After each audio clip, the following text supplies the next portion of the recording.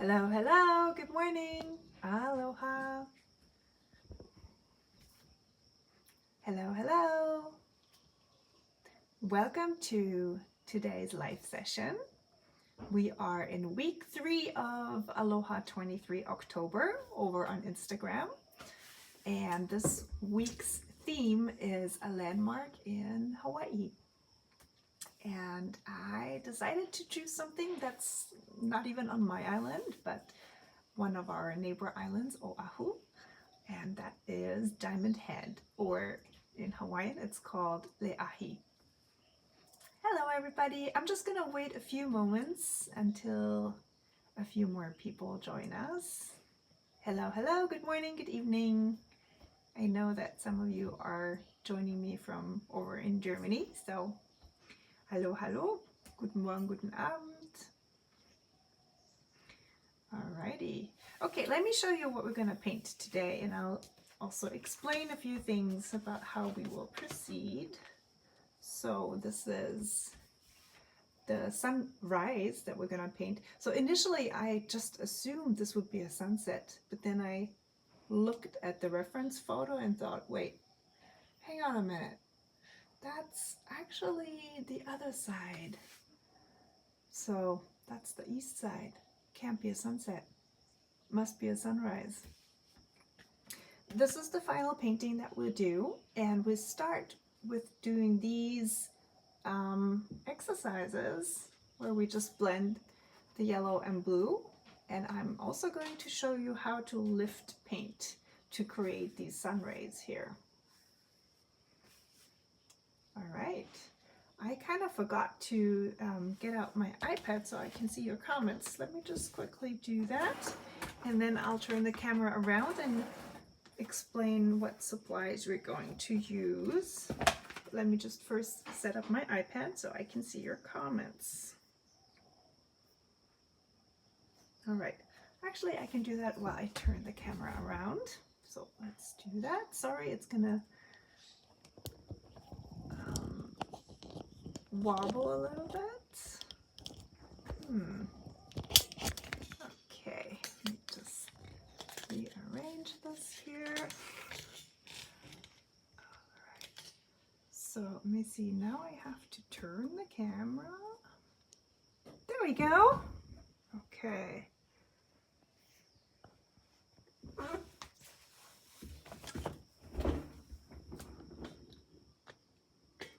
You can see that I actually did 2 different versions. I wanted to try out, oops, hold on, a paper, different kinds of papers.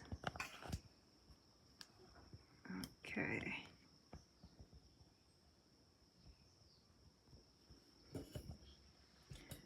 And sorry, this will just take another moment till I have arranged everything.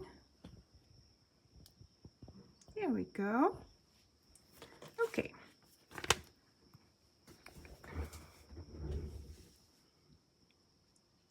Just gonna open YouTube here on my iPad so I can see your comments.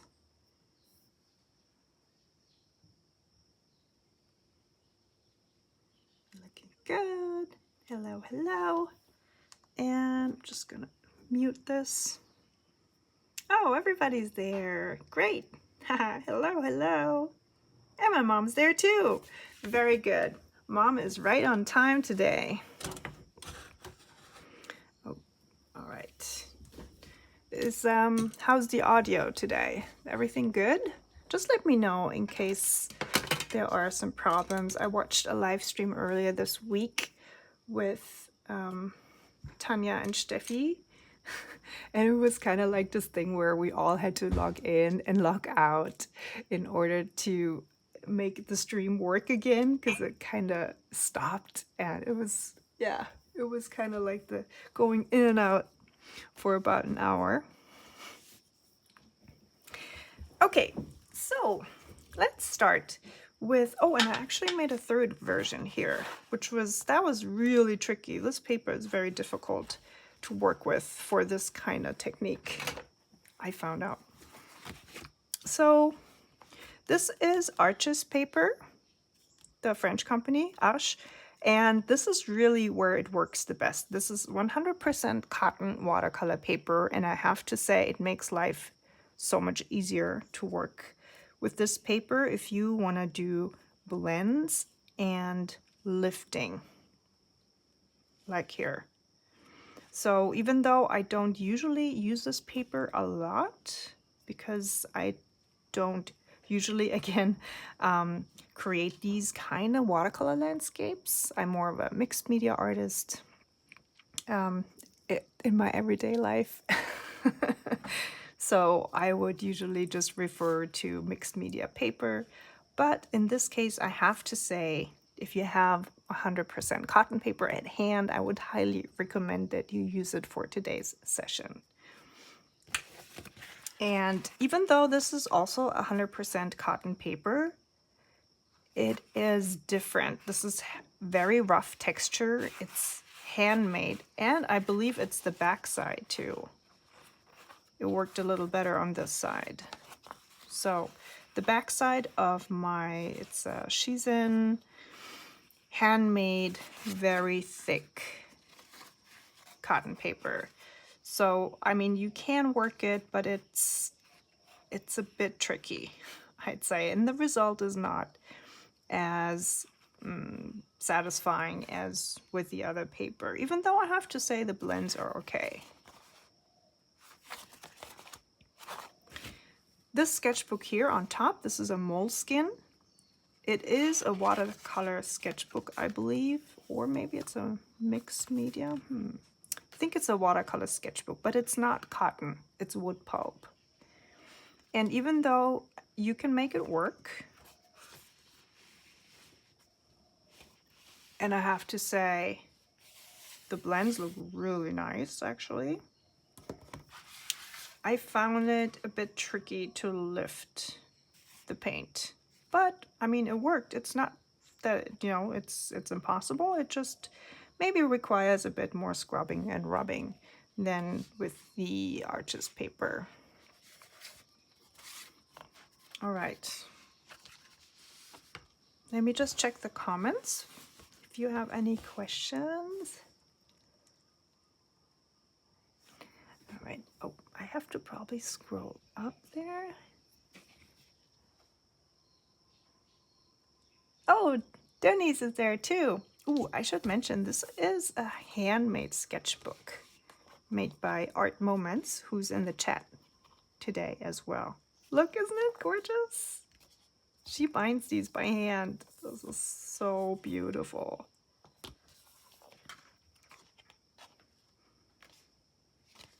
And actually, Art Moments reminded me how great Etchr's paper is.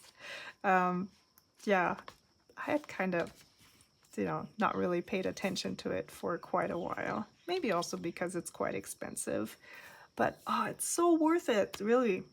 If you do artwork like this, it's just such a joy to work with paper like that.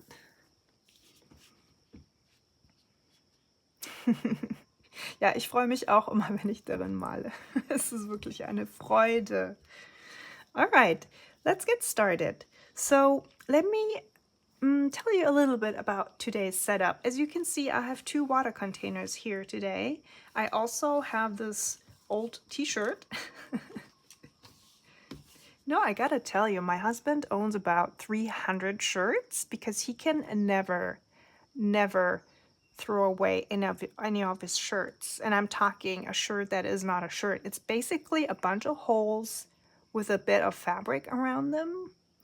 So I finally convinced him to give me about 3 or 4 of these holy shirts for me to use for my paintings. So if you have an old shirt made from cotton, they work the best. And we're gonna have to do a lot of brush rinsing and drying and rubbing on the paper. So absolutely important that you have a nice fabric cloth today. I wouldn't even recommend a paper towel for this one. If you have, use some cotton cloth, some fabric that you have. And if you use paper towel, just take 2. For the paper, I already said if you have cotton paper, that would be the best. I also recommend having a ceramic palette for today's painting, just because we're going to do a bit of mixing, and especially this indigo color here is basically a mix of brown and blue. So you'd want to have a mixing palette to achieve that look. As for brushes, I'm going to use 3 different ones today. This is my big size 10 quill brush. You don't have to use a brush of this size. I mean, this is really big, I know. Maybe if you have a size 6, that's probably totally sufficient. And I'm also going to use a size 4 round brush, just, you know, to go over some of the details a bit more, and mostly to paint the volcano here. And this one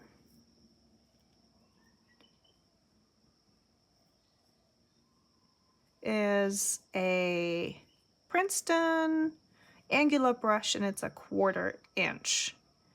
You can also use a flat brush, but make sure it's relatively small and kind of sturdy and elastic. So don't use a soft brush. So nothing with real animal hair that's real soft. I don't think this works really well. For lifting paint, I personally prefer to use kind of a sturdy brush. So these work really well.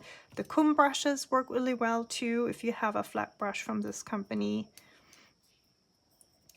This is the brushes, and you need something round to create the shape for our painting, or if you prefer, you don't have to make a round painting. You can just do something like this, freeform, if you like. All right, and I think this is pretty much it for the supplies that we need. Oh, wait, watercolors. Watercolors would be good. So I will be using my medium cadmium yellow. It's called Mango in Aloha Watercolors. And this is brown ochre. Actually, I think it's burnt umber. Yes, burnt umber, called Cocoa. And I'll have this quinacridone pink called Orchid. And is that it? Oh no, of course, my cobalt blue, Blue Canoe. So we're gonna only work with these 4 colors today. Let me put these over here.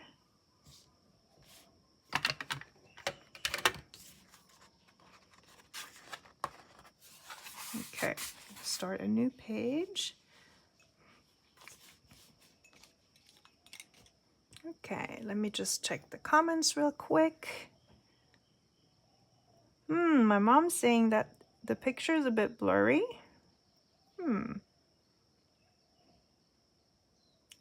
How about everybody else? Is there some blurriness in the picture, or how is it today?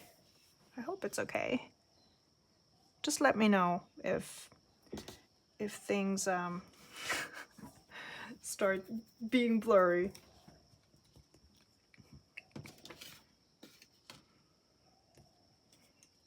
And Sylvie just toppled over her brush water. Oh.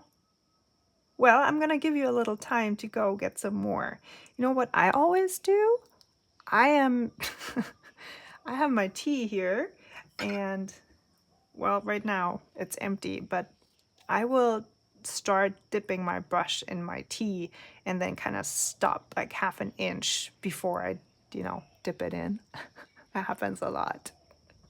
I have not drunk my brush water in a long time though, so that's a win, because that's happened too.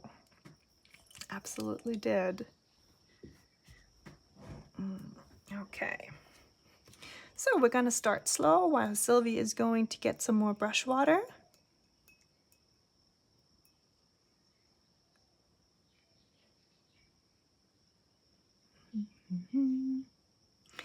All right, right, I'm wetting my brush. I'm grabbing some of my medium cadmium yellow and just painting one of my ceramic wells here.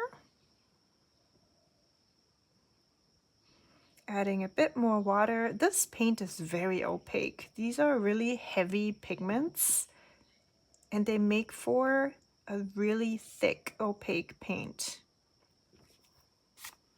And I'm just gonna do some up and down strokes to warm up my hand.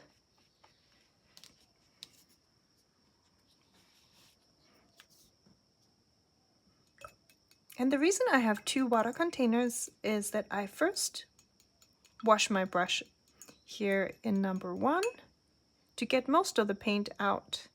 And then for the remnants, I'm going into container number 2. And you might also notice that I don't submerge my whole brush into my container. I kind of just like dab it here on the sides.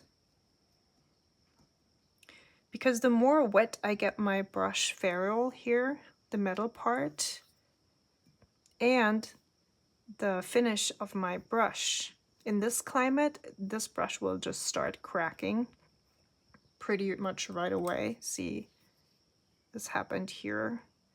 If I leave my brush lying around just, you know, a bit wet or humid, the climate here will do the rest and just pretty much destroy the finish. So I kind of try and pay attention to not really get my brush too wet and just only get the parts that are supposed to be wet. And for this reason, I've seen people actually use very shallow water containers, you know, like bowls. So they can really dip their brush in and rinse it that way.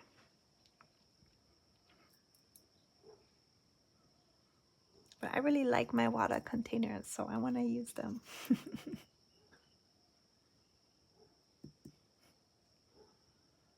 Hi, Sabrina. Sabrina wants to know if I've ever painted with tea. And yes, I have, and also with coffee, by the way. I have a whole class on that on Skillshare. So black tea works well, rooibos works well. It's something where you know, might have to apply different layers on top of each other, because even the, you know, even if you make the tea really strong, it's still a very light color. But yeah, it's fun. I mean, you can do really beautiful monochromatic paintings with tea or coffee, even red wine. Pretty much anything that has color, you know, we can use. Okay, let's do the burnt umber so I can show you right away how this will create a beautiful indigo when you mix it with the blue.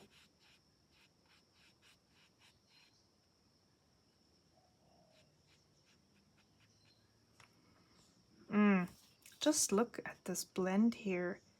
This is almost, you know, this is already doing what I want to achieve later for this sunburst here.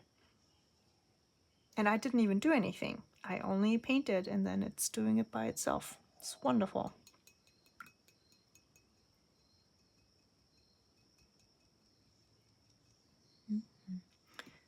Okay. Okay, and next we're gonna try a blend with just yellow and blue, and then try some lifting. So today, get ready for a lot of rinsing your brush and drying and rinsing. It's a bit tedious, I guess, but it's also really worth it. Once you learn this technique of lifting, you can use it for different scenes in landscape painting. You can also use it for underwater scenes, for example, you know, when you're in the ocean and the light comes through the water. Any types of sunrises, sunsets, or even just beautiful scenes in the afternoon where the light filters through trees, for example. You can use that as well. but I'm getting a little ahead of myself.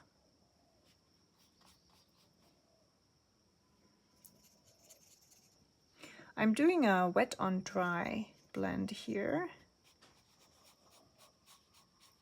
but later we'll do wet on wet.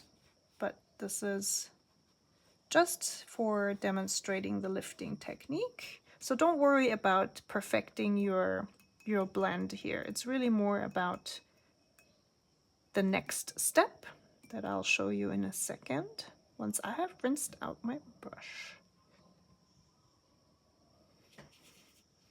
Okay, so you guys are still talking about painting with tea and wine and everything. And Sabrina says that would be cool to do with kids. Yeah, absolutely. I agree. They could even paint with their favorite fruit juice, grape juice, you know, something that's really dark. Okay, for the next step, my brush is actually really dry, so I can just use it right away and just drag it over the blue. And now you're gonna rinse and dry your brush on your husband's old t-shirt. Go over it one more time. And this is it. This is all there is to it. But again, you have to rinse and dry your brush after every stroke. And that's why it's a bit tedious. The reason for that is if you don't do that and you just go over it again, you know, you have the blue paint on your brush still. And you pretty much will just paint over the white space that you have just created.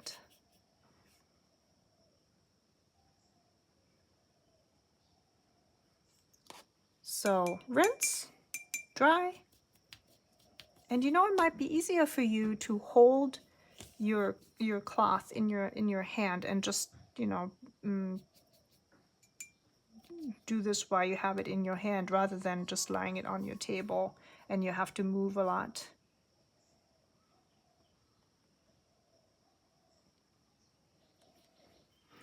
The more often you go over the same spot, the more you will lift the pigment. However, and this is where the quality of the paper comes in, if you work with paper that is, for example, a mixed media paper, you might see that the upper top layer of the paper will start to come off. So as soon as you see that your paper starts pilling, you have to stop, because otherwise you're gonna rip the paper. With this paper, with this really great surface, it's possible to go over every stroke, you know, a few times.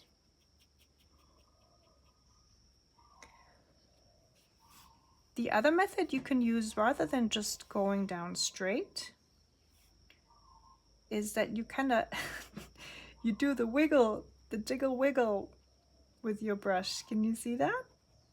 So I'm pressing down my brush and I just wiggle left and right a little bit. What this will do is it will actually create a bit more of a blurry edge. You can do that hand movement, you know, to the point where it's pretty not as skinny, you know, it's more broad. You can also, of course, do a combination. You go in first with a straight line and rinse and dry, and then you do the wiggle jiggle.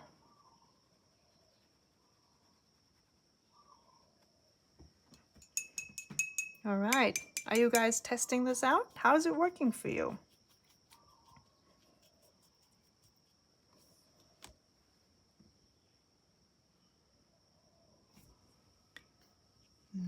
Okay, I'm just checking the comments. Oh, hi Edie.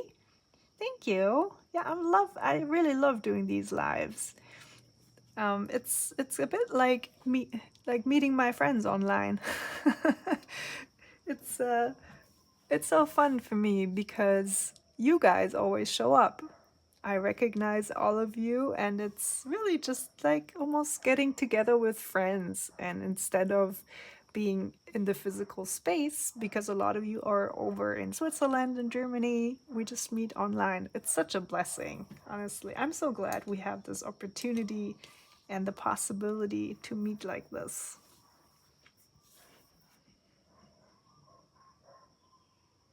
Okay, so Melanie is saying that she's using mixed media paper and it works surprisingly well. Yay, that's great.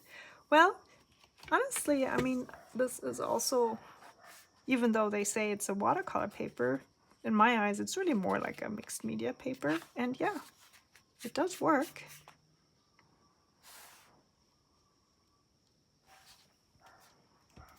I just wanted to give you, oh, how do you say that? I just wanted to give you the option to blame it on the paper if it doesn't turn out the way you want it to, right? Blame it on the paper. Okay. Well, this is it for the exercises. Are you ready to move on to the actual painting? I hope you are, because I am getting my circle maker.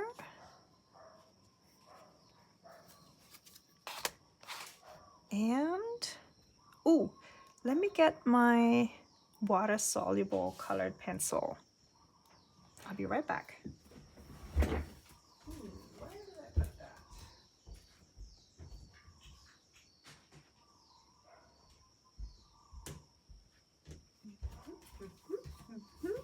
Sorry about that. Oh, they're right here.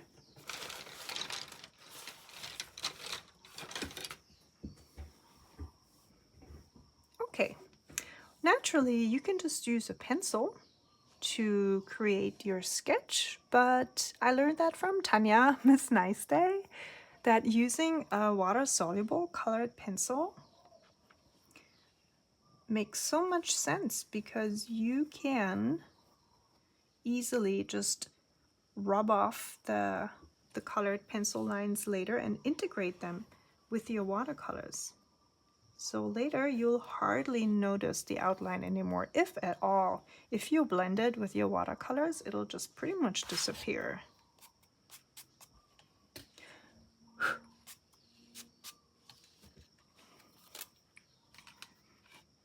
All right, I'm looking at the comments.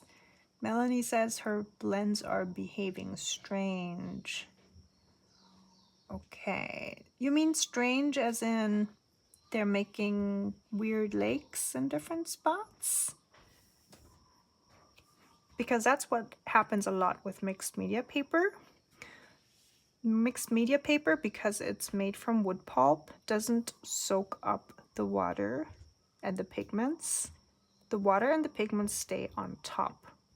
Imagine you have an ice rink and you put water on it, it'll stay on top, and then, you know, slowly merge with the ice later. With cotton paper, it soaks the water and the pigments right in, and therefore you can work with it totally differently. You're not going to have water slosh around on the surface. It's going to sink in, and you can still move it, but it's going to stay in place more, if that makes sense. I hope I'm explaining it so you can, you know, you can get what I'm trying to say.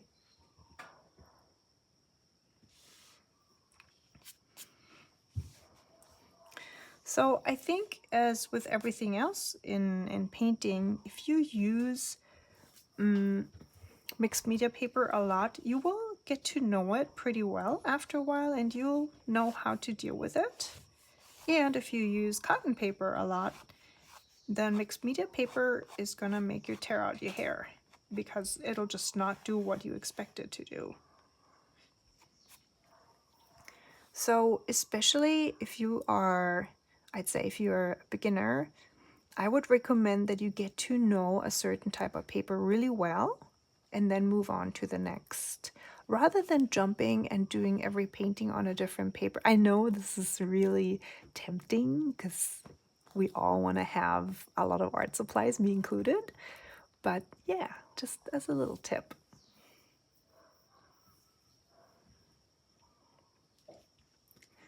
Okay, so Melanie says that her yellow pigments push the blue one and the green one just appears outside the original mix area. So is it kind of like this, but the other way around? In here, my blue pigments pushed into the yellow ones. And with yours, it's the yellow pushes into the green or the blue. You know, it depends what paints you use as well. All pigments behave differently. There are pigments out there, especially purple ones like that, that are very dominant. They will take over the painting. Black pigments do that too a lot. So you paint and then you add certain pigments and they just explode. If you have aubergine, which is one of my colors, you will know what I'm talking about. Just as you can get to know your paper, you can also get to know your paints, and you can work with that, knowing that they'll behave like that.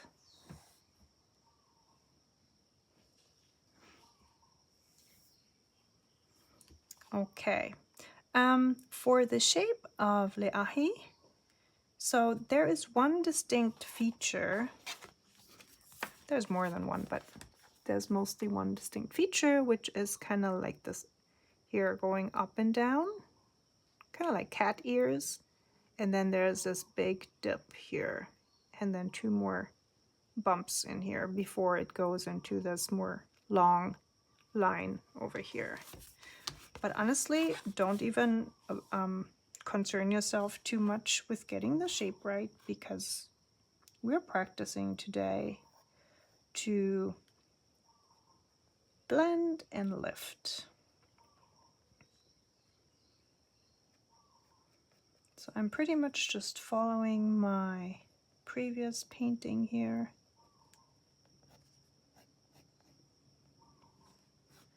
Then over here.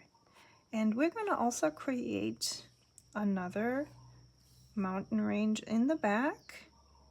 So very lightly draw that in as well, just so we know that we'll leave the white space here. So both of these we're going to leave white. We're going to first paint the water, then the sky. Then when everything's dry, we're going to paint in the mountain range. The reason why I want to start with the water is there's no sun and there's no moon and no clouds to be concerned with. This is just two blends and then we'll lift. So this is pretty much just like doing another exercise.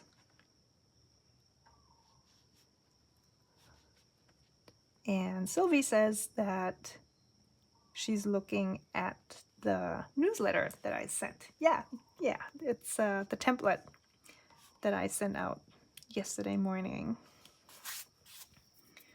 I just wanted to, you know, kind of emphasize that it's not totally necessary that you just do the exact same shape. Then for up here, do a little semicircle for the sun. And for the moon, a smaller full circle, and then maybe I'll show you that on a different paper so you can see what I'm doing. So you do a circle first, and then you do a smaller circle within the circle to create your skinny moon shape, like that. Okay, I drew my full circle and then another circle. And here we go. And we'll paint over this line here. This line, so it'll disappear.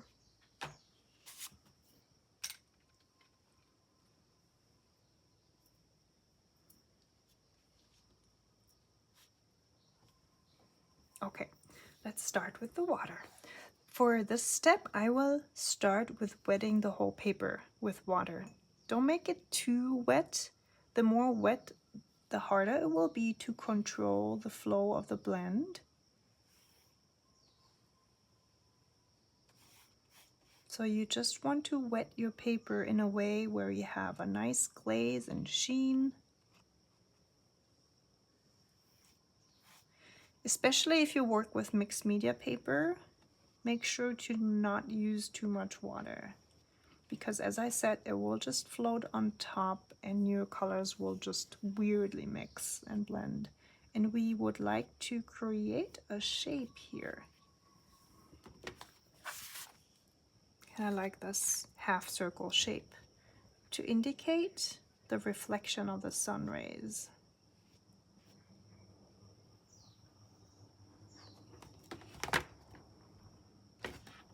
All right. Grab some of your yellow. And this can be pretty intense. You can do 2 layers. You can paint the first one, let everything dry, wet everything again and do 2 layers, but for the purpose of this class today, I'm just gonna do 1 layer. So we wanna apply a pretty intense layer of yellow here. Rinse your brush completely with, or in both of your water containers,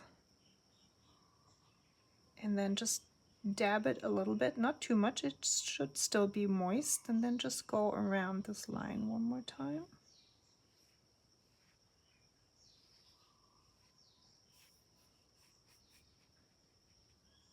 And now we'll add the blue. This is almost empty.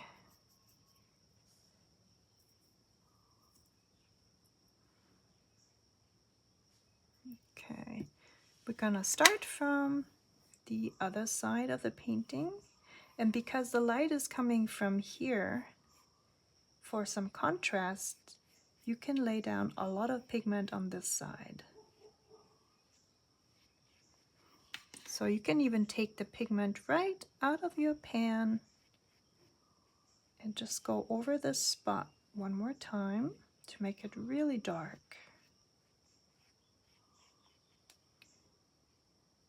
Grab a bit more water. And now we're going to slowly approach the yellow. Try to paint in a way where you follow the yellow shape. And just slowly move closer to the yellow. You probably don't even have to touch it. You can just go very close and paint around it. Another tip, whenever you lift your brush, you'll have this pool of color. So make sure when you lift it, it's in the darker color. If you lift it when you're inside the yellow, you'll have a weird cauliflower cloud going into your yellow paint. You know what I mean? Like if you paint and then you drop your brush, you lift your brush here, see? This will happen. So be conscious about where you lift your brush and you create that pool of color. So if this happens to you, you can rinse your brush and dry it and very gently go over this area again. I'm trying to avoid to really mix the colors too much because I don't really want green here, right? So that's why I really very slowly approached the yellow here with the blue without hardly touching it.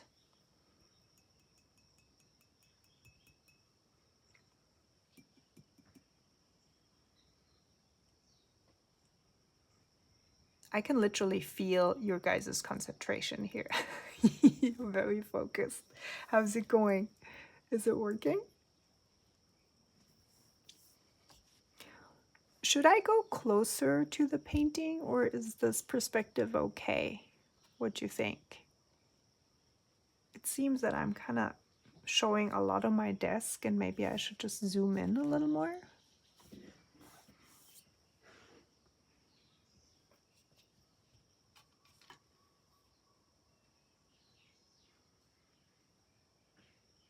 Okay. Bill says he made a mess. What kind of mess, Bill? Is it the kind of mess where you want to just glue your 2 pages together?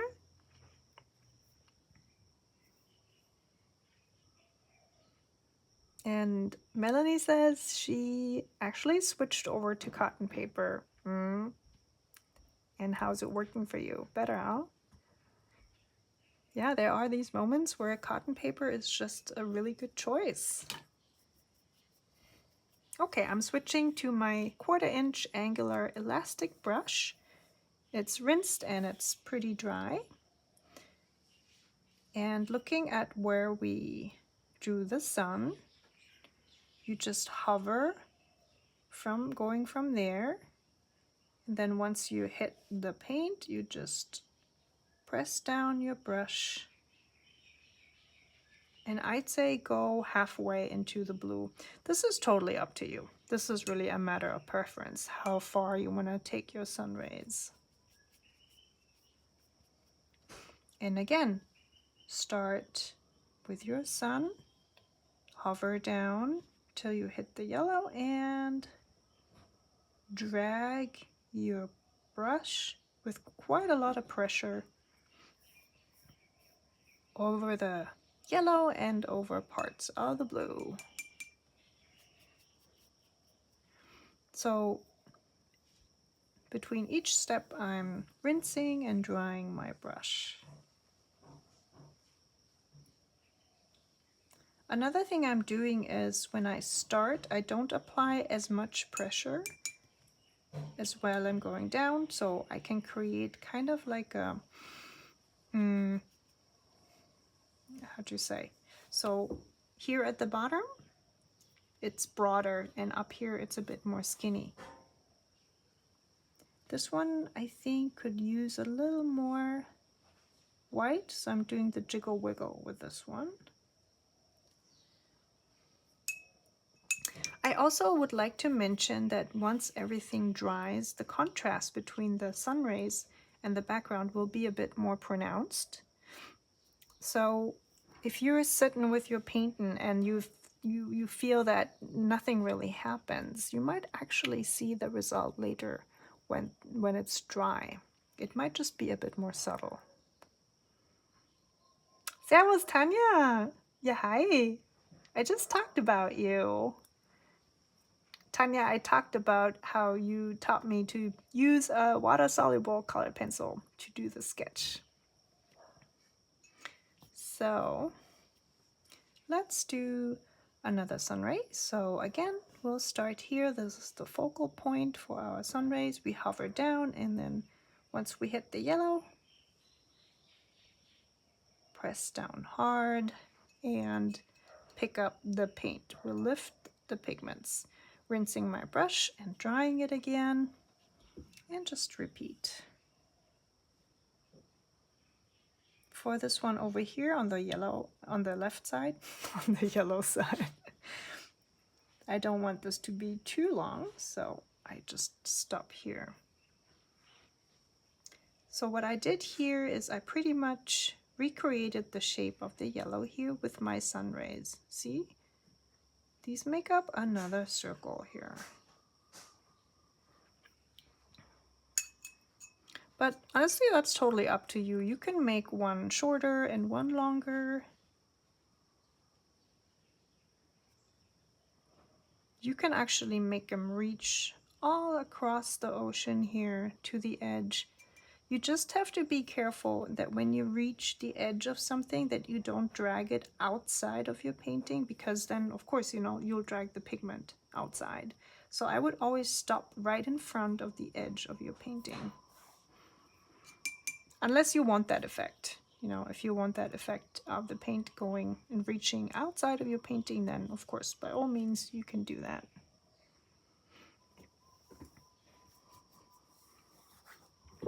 All right, this is the ocean part. And next, we're gonna do the same thing up here with the difference that we're gonna leave both the sun and the moon shape white. So when you wet the paper, make sure you paint around these two circles here. Feel free to turn your painting, especially if this is still really wet. You might want to turn your painting so you don't dip your hand into your painting. All right, we're just laying down water. And while you lay down your water, you can already activate the colored pencil line so that it'll blend really nicely as soon as we lay down the paint. Hey, Mom. Oh, thank you. And Susanna says, we're here in the yellow side of life. That reminds me of the life of Brian. But that was the bright side of life, wasn't it? Yeah. The bright yellow side.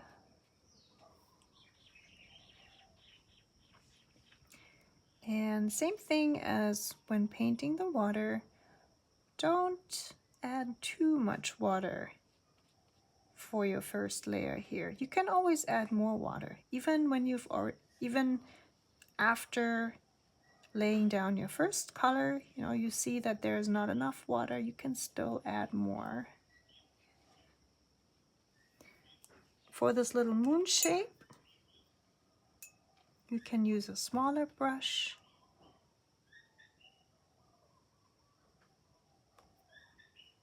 And also here. And I'm still just laying down water. Here for the mountains, you can also use a smaller brush to just get those ridges right.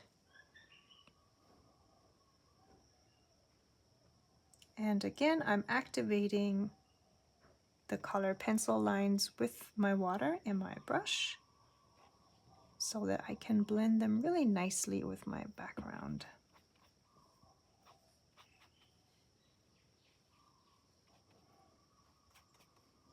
So when you look at your paper at an angle, you should see a little bit of a sheen on your paper, but it shouldn't pool, the water shouldn't drip off the page when you move the page up and down.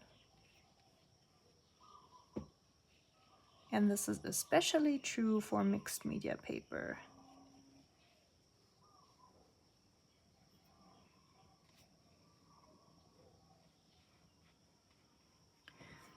All right, I covered the whole sky with water, and next, just like we did down here, we'll apply yellow paint, kind of like in a semicircle. I'm grabbing some of my medium yellow, trying not to dip my sweater into my painting, diluting it in my ceramic palette. It's mostly so I can see exactly what my color looks like, how opaque it is, if it needs a bit more water, and also if I have enough to cover this area in one go. Because we're working wet on wet, and it's really important that the paint is still wet when you lift it. You want to have everything ready to go and not have to deal with mixing paint, so that you can work rather quickly. And I mentioned it before, I'm doing this painting today with just one layer. That's why I'm using a pretty intense amount of paint, but please feel free to do 2 layers. So you'd paint the whole first layer, let everything dry, and then with a clean brush and water go over the whole layer again, and then do the exact same thing one more time. And then you start lifting. And it'll just make you have a more intense, vibrant color.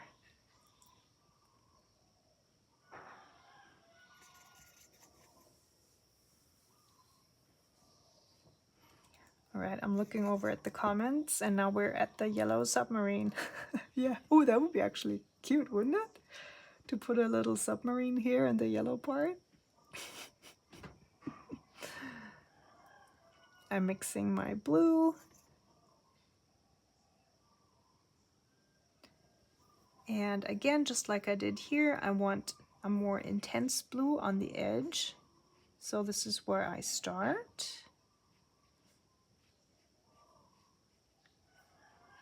And over on this side, I'm putting down a lot of pigment. You can even take your pan and take your color right out of the pan and just dab your brush to make it a bit more intense on this side. When you get to the moon, you can switch to your smaller brush. Make sure you get that moon shape in. I'm using a size 4 here, but you can use an even smaller size. Use whatever you need to get that moon shape.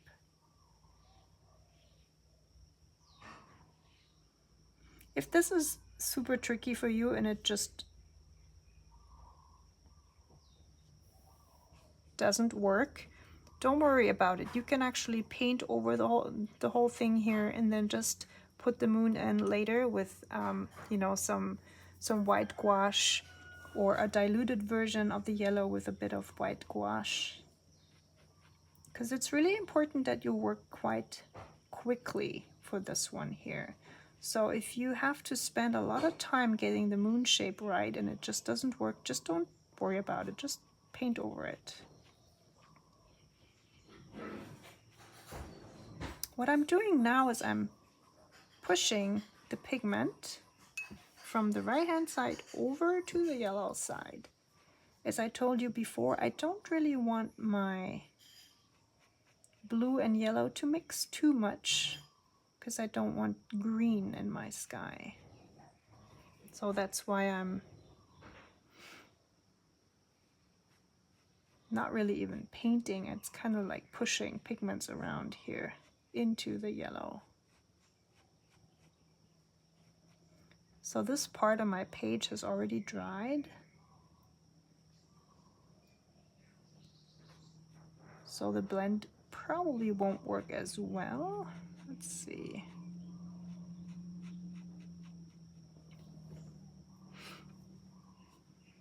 And now I'm going to have a look at my yellow shape here. I think it's fine. It's a bit wobbly, but that's okay. You can shape your yellow a bit more by pushing blue pigment in a way where, you know, you create more of a semicircle, for example. I think it's also a really nice effect to push the blue in over the mountainscape here a little bit to have a nice contrast.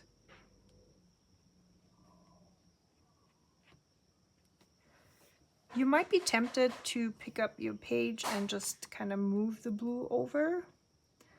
And this, I'd be careful with that because you might end up having, you know, some part of the blue really run over into the yellow.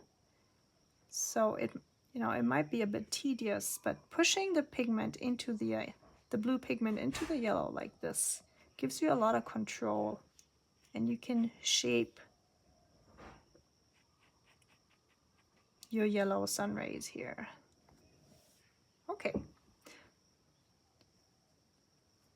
So I'm rinsing my brush, even though I'm not gonna use it for quite a bit, but I just wanna make sure that it's clean, because I would be the one to pick up the brush and not check and just continue painting, and I still have blue paint in my brush and ruin the whole thing.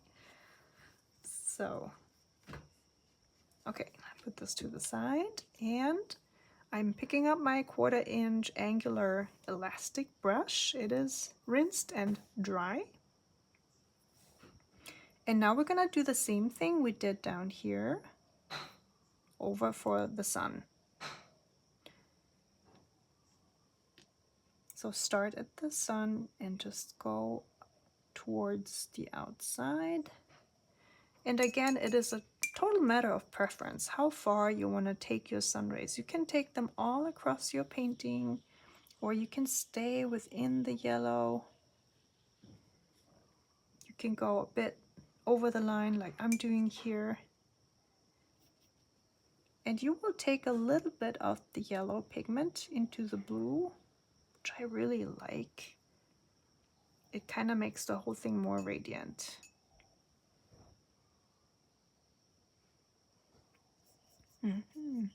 Okay, Sylvie says she's tired, she has to go to bed. Oh, yeah, of course. Good night, Sylvie.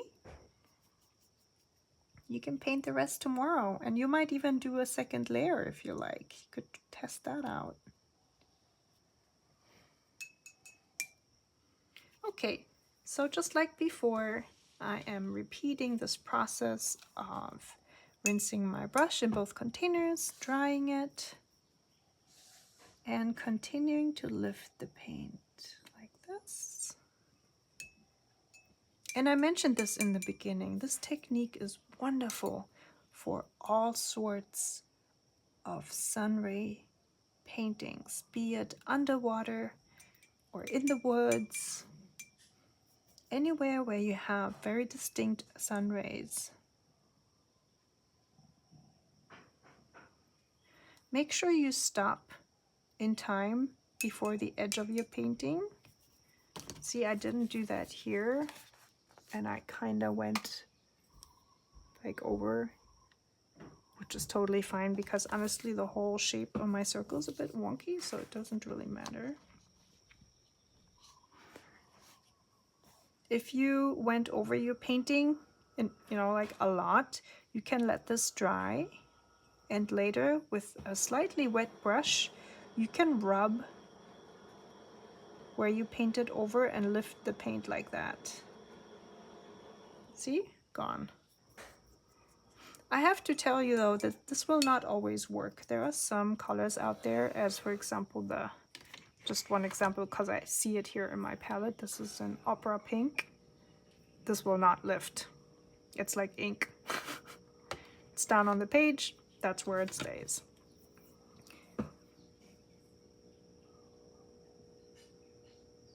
Okay. It might be easier for you to turn your paper and move the brush.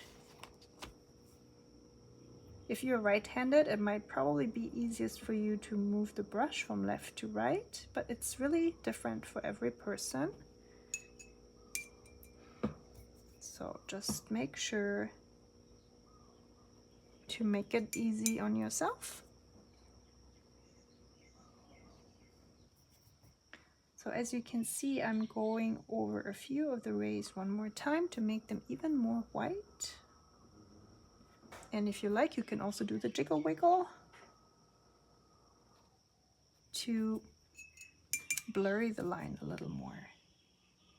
For more crisp lines, you can just drag your brush through.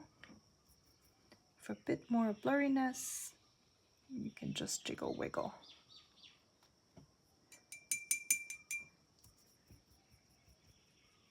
Ooh, doggy!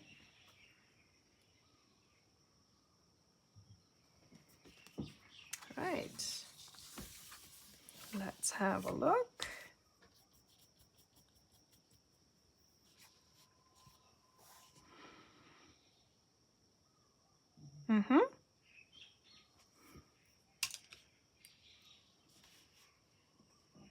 So I'm taking my smaller round brush number 4 and just, without picking up any paint, just using what's on the paper, smoothing out the edge of my mountain range here.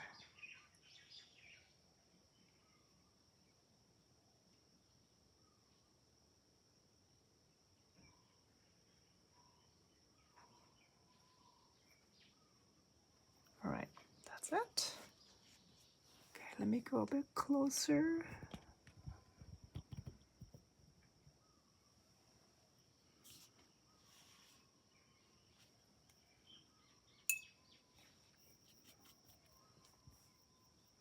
So I can still see a bit of the colored pencil line, the yellow line here from my sketch. I personally really don't mind, but if this bothers you when you lay down the blue color, you can switch from the really large brush to a smaller one and just get this edge really nice and blend it with your sketch so that it just completely dissolves and disappears.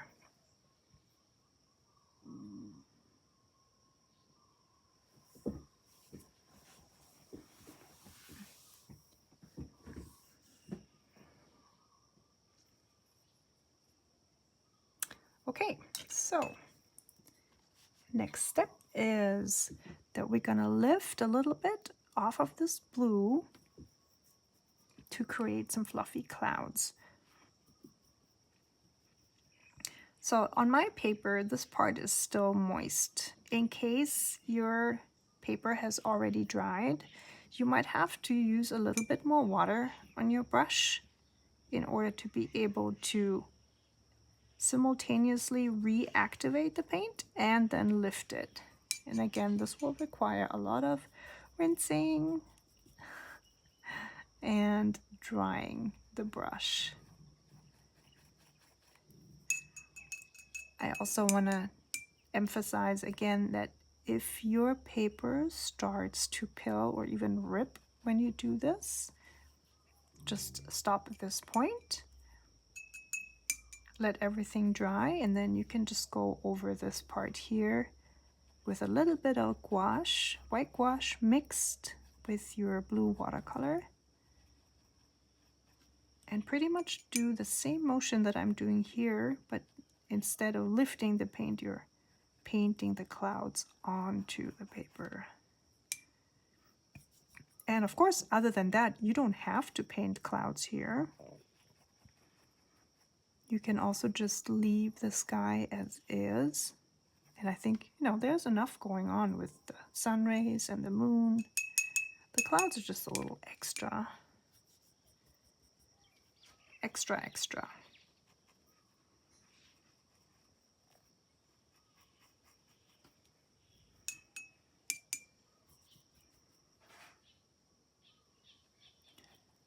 I only wanted to show you this technique so that you know that you can use the lifting technique in different ways.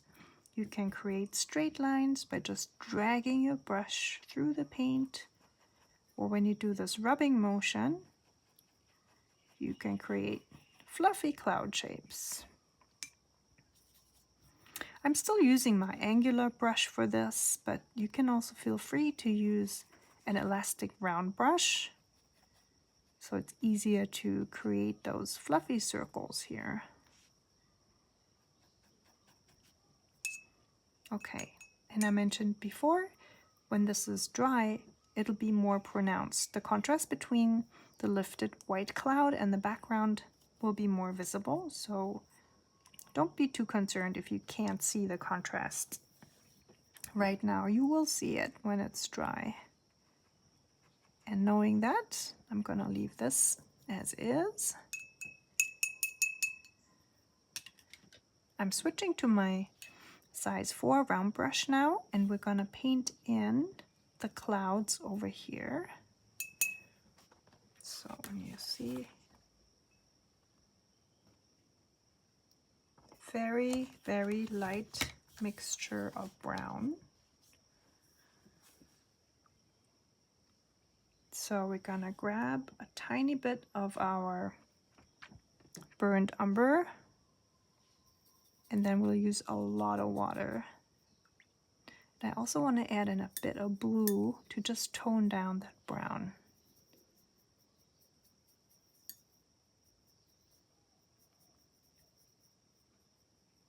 Okay, it's hardly any pigment, it's really mostly water. Don't be concerned about it being too light. You can always add another layer, but you really want to have it super transparent. It's almost like painting dirty brush water on your painting. Pay attention to covering the bottom part of your sun like this. So we create the effect that the sun is peeking out from behind the clouds. I'm rinsing my brush, so there's only water on my brush now. I'm kind of just diluting my clouds even more. I'm doing circle shapes here with my brush,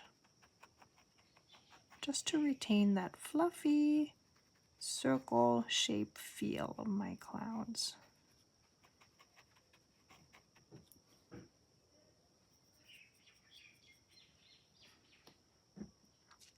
Now you don't want to have the clouds just be compact here. You can leave a little space and then maybe add a little one over here.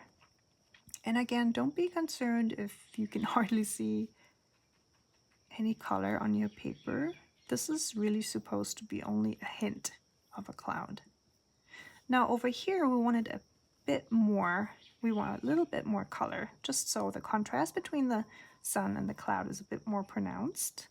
So pick up a little bit more of your blue and brown mix and just dab your brush along the upper ridge of your clouds over here. All right, so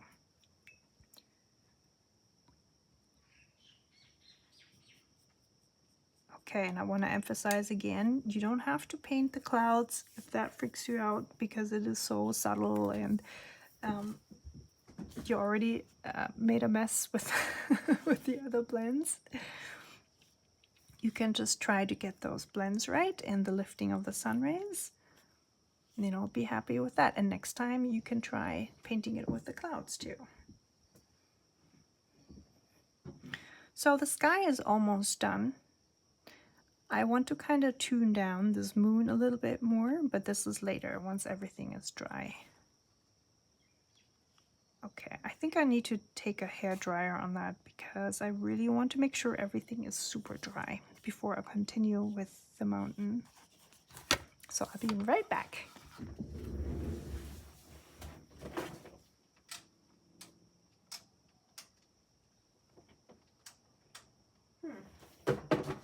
Oh, would help if I plugged it in.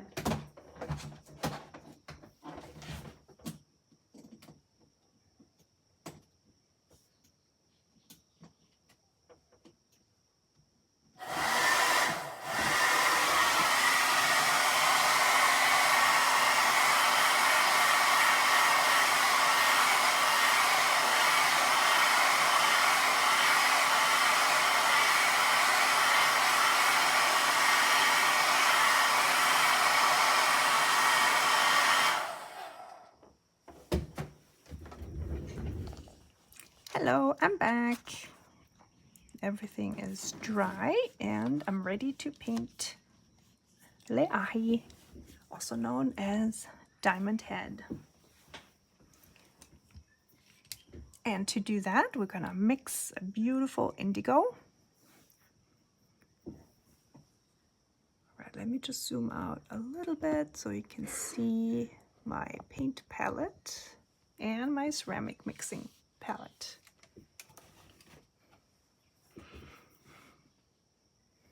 Okay, we'll take some blue. This is cobalt blue. And mix it with some burnt ochre. Honestly, it doesn't really matter. You can use different kinds of browns or blues to create pretty much the same effect. Your indigo will look different depending on what kind of blue and what kind of brown you use. But if you don't have a burnt umber, you can just use a different kind of brown. And if you don't have cobalt blue, you can just use another kind of blue, like a light ultramarine blue, for example, or an azure blue. Okay, I'm adding a bit more brown Ooh, yeah, I like this one. Just realized I'm still off camera. All right, now you can see. It's kind of like almost like a Van Dyke brown at this point. And also, this is not enough paint, so I'm gonna mix in a bit more blue.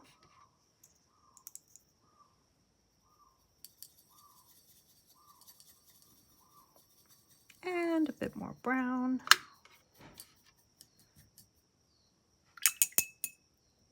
Let's grab some from this well over here.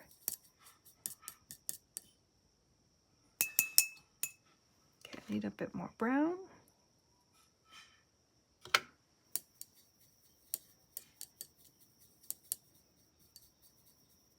Perfect. Ooh, I really like this. If you use a ultramarine blue and mix it with a brown and you use a lot of water, you will see that there will be some separation. And that might be really interesting when you paint mountains or rocks too. So just as a side note.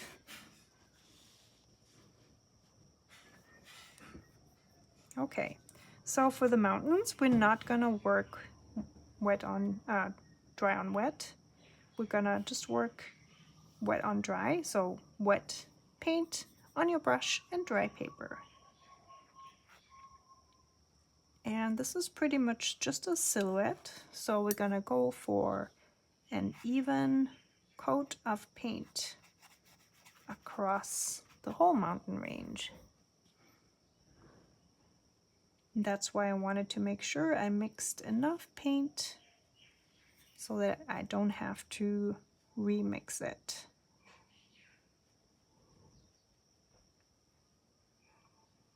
I'm leaving a tiny line of white here on the side of the sun to indicate that the sun rays are hitting the mountain range. If you've already painted this part and you didn't do that, don't worry about it. This is why we left this whole part of mountains here in the background. But in case you're following me and you still have time, you can leave a tiny little bit of a line just on top of your mountain here.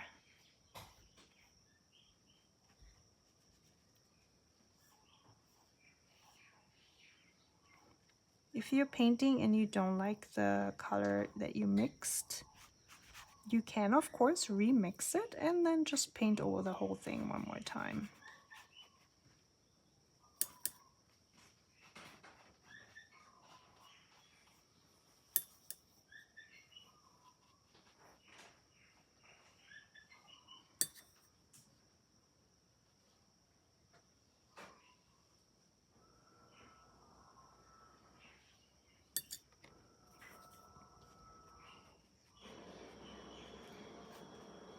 I will lift part of this paint here on this side for the mountain, for the sun rays. So make sure that this side is nice and wet. If you need to, you can go over the whole thing one more time like I'm doing right now, so that the paint is nice and wet. Okay, I'm rinsing my brush and I'm switching to my 1/4 inch angular brush again. And we're gonna kind of prolong these sun rays here at the bottom. So now it's really important that you don't go over the brown here, because otherwise you'll drag the brown paint into your yellow. So make sure you stop just right before the edge of your brown mountain. Rinse your brush and dry it.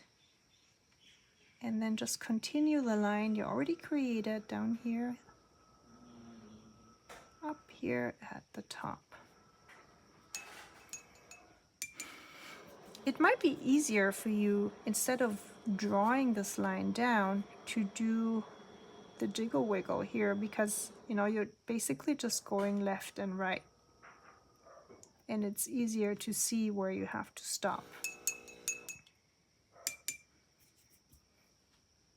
So just press down your brush and slightly wiggle it left to right,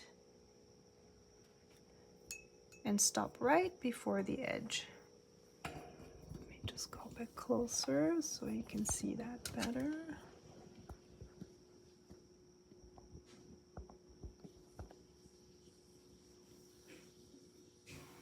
So you press down your brush and then you just wiggle it while maintaining the pressure, and lift it before the edge here. Rinse it, dry it, and one more time over here.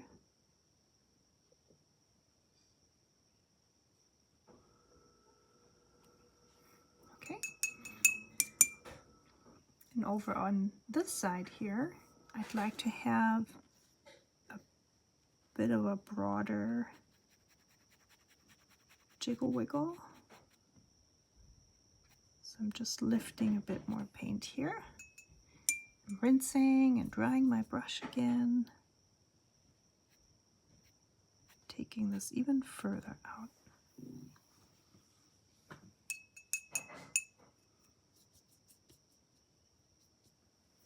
Okay, I'm gonna zoom out again.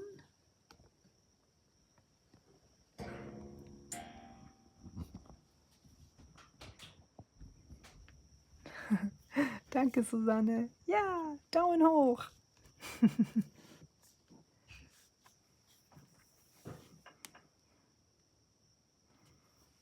All right. Now there are just 3 things I would like to do with this painting before it's finished. Number 1 is I want to tune down the moon a little bit so it's not, you know, jumping off the page like that.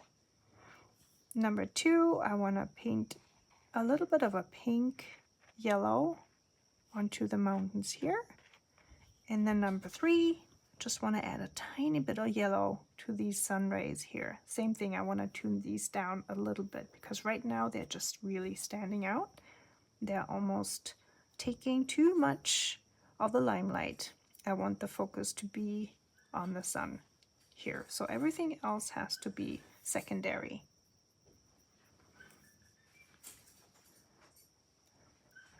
Hey James. Yes. My mom just said she could hear you use the coffee maker. Yes. The coffee machine. I left an omelet in the stove. Oh, really? Yeah. That sounds great. I'll have the omelet right after Hi, the live everyone. stream. Hi, world. This is your shirt, by the way. This one, the blue one. Oh. Uh-huh. He's crying. Oh, it's funny. Love, love. Bye. I'll get you another shirt.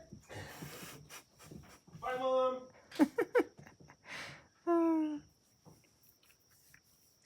Funny. Gute Nacht, Petra. Oh, gern geschehen. And hi, Debbie. Hey, Debbie, you missed the show, but thanks for joining. As always, of course, this whole stream will be recorded and you can watch it anytime or rewatch it anytime you like. Oh, and there's Amy. Hi. Hi, Amy. Yeah, I know. I'm stealing my husband's t-shirts, but he has literally 300. I'm not kidding. I'm not just throwing a number out there. We actually counted them so that I could tell him that, listen, nobody owns 300 shirts except for you. Just give me a few. Okay, so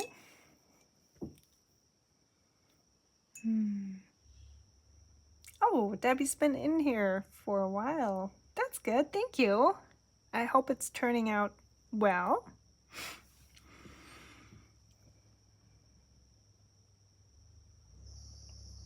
And No, I didn't make up the number. I swear it's 300 shirts from the last decades. Everything.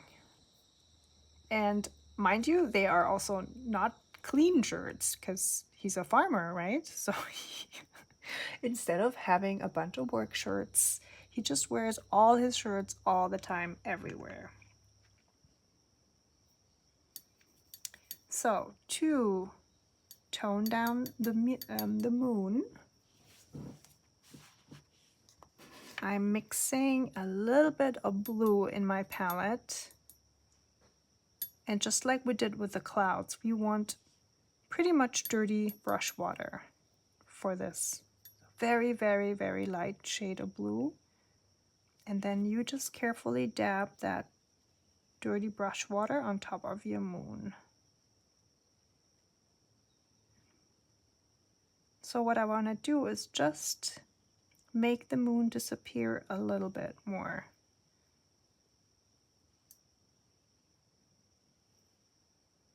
Maybe add a little more blue.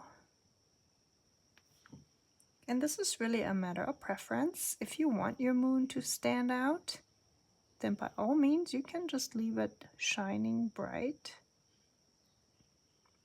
But as I said, for me personally, I want the focus to be on the sun.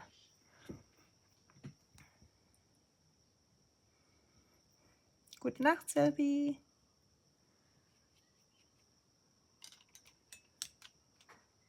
Oh, Mom, James already left, but I'll tell him that you waved pink hands. I really like those YouTube emojis. They seem to be different than the ones we have on Instagram. I mean, look at these pink hands. They're very pink. Love it. For the mountain range here, we're going to grab a tiny bit of quinacridone pink. And then mix it with a little bit of the medium cadmium yellow.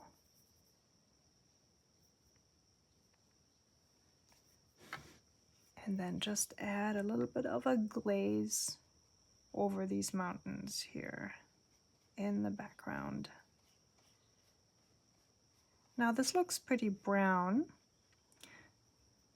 So let me just grab a bit more of the pink in its pure form and just dab it into this area here. And again, I don't want this to stand out too much, so I'm trying to just create a very subtle shade of dark pink mixed with a little bit of yellow.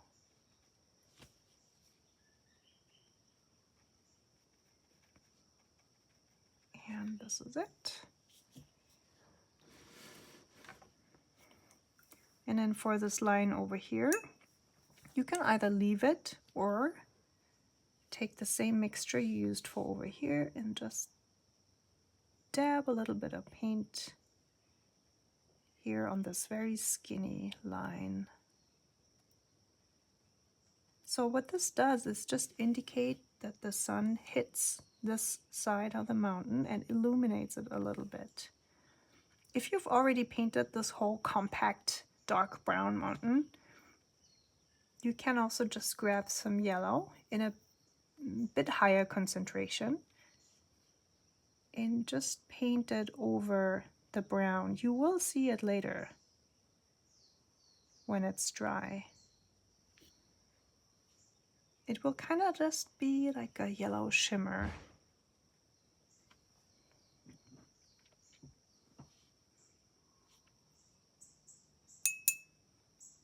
All right, and the very last step, just gonna add a little bit of yellow here to the lifted areas in the mountain. Okay, dirty brush water again, just very, very light and transparent shade of yellow. This might actually still be too much. Just add a lot of water and then carefully dab in the yellow. Only do this when everything's already dry. If you dab in water or paint when still wet, it's just gonna blend wildly.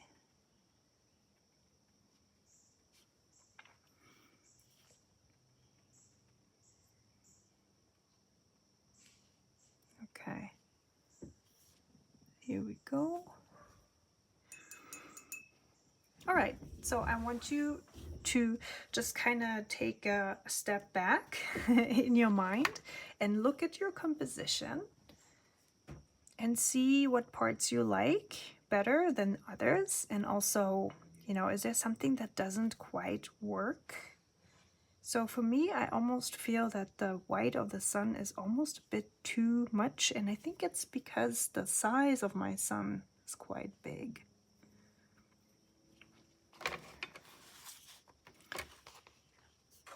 So over here, what I did is I actually added some blends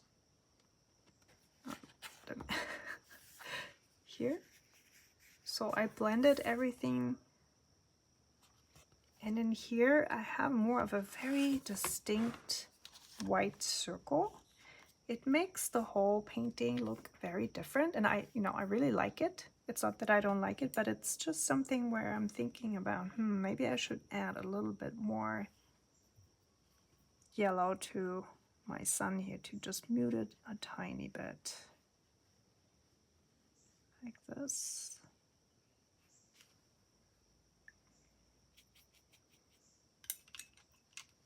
There's always a balance between leaving your painting, stepping away, and maybe working on it later, or staying and overworking it.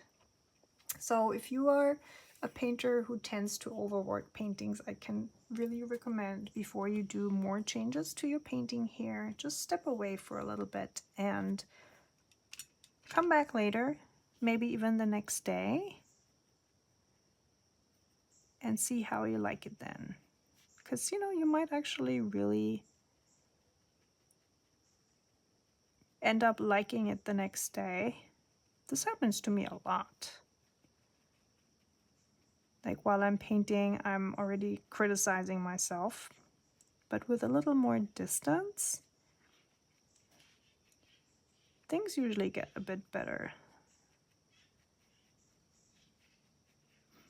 So what I'm doing here is I am diluting the colored pencil stroke. There was kind of like this ring around my sun here, which was the remnant of my colored pencil. So I'm just taking an almost dry brush with a tiny little amount of clean water, just blending the colored pencil into the yellow background.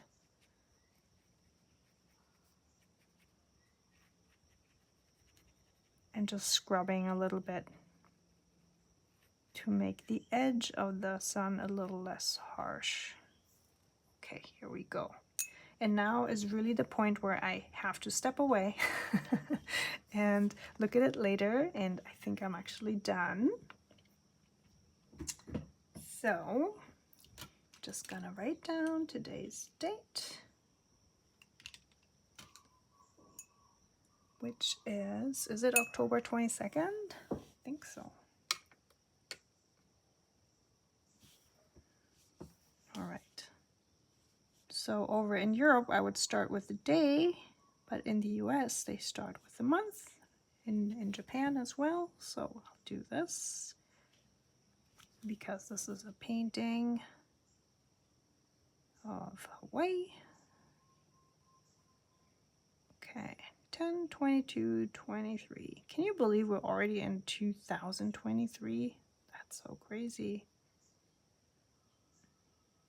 I remember in the 1990s, I thought it was so surreal that we'll get to see the 21st century. You know, it sounded like a science fiction movie. And now we're in it. Okay, let me just collect my art supplies that I used here today. Just lay them out. All right, here we go.